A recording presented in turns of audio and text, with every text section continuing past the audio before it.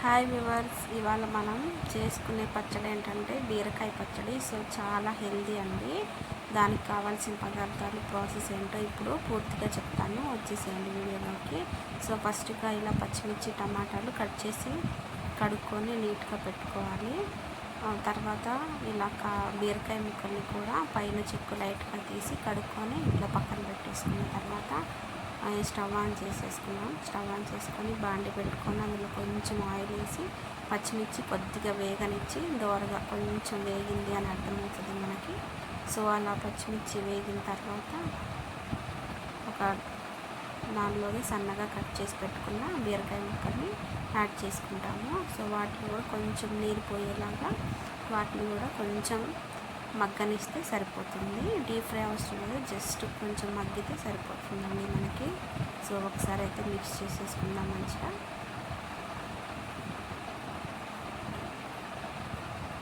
పిల్లలు కూరలు తినరు కాబట్టి ఇట్లా పచ్చడిలో కూరగాయలు వేసి పెడితే మంచిది. చూడండి ఇలా మగ్గిపోయినాయి కదా. సో వీటిని అయితే ప్లేట్లోకి పక్కకు తీసేసుకొని అదే బాండీలో చిన్నగా ఘాటు పెట్టుకొని టమాటాలను వేసుకుందాం. ముక్కలు చేస్తే ఏంటంటే మెత్తగా పేస్ట్ అయిపోద్ది, నీరంతా పోయింది. సో ఘాటు పెట్టుకొని వేసుకోవడం వల్ల టమాటాలో నీరంతా పోకుండా ఉంటుంది. సో చూడండి టమాటాలు కూడా ఇలా మగ్గిపోయినాయి కదా. సో వీటిని కొంచెం చల్లారనిచ్చేద్దాం టమాటాలని. అందులో కొంచెం కొత్తిమీర యాడ్ చేసుకున్నాం. ఇక పచ్చిమిర్చి, ఈ బీరకాయ ముక్కల్లో కొంచెం సాల్ట్ వేసుకున్నాము. అలాగే పచ్చడి అంటే ముఖ్యంగా కావాల్సింది కొంచెం జీలకర్ర, అలాగే 2 చిన్నులపాయ రెప్పలు అన్నీ వేసి మంచి మెత్తగా ఇలా గ్రైండ్ చేసేసుకున్నాము. చూడండి అంత మెత్తగా అయింది కదా. సో పచ్చడి అయితే రెడీ అయింది.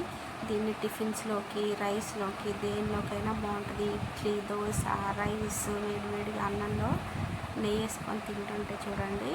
సో మీరు కూడా ట్రై చేయండి. Thank you.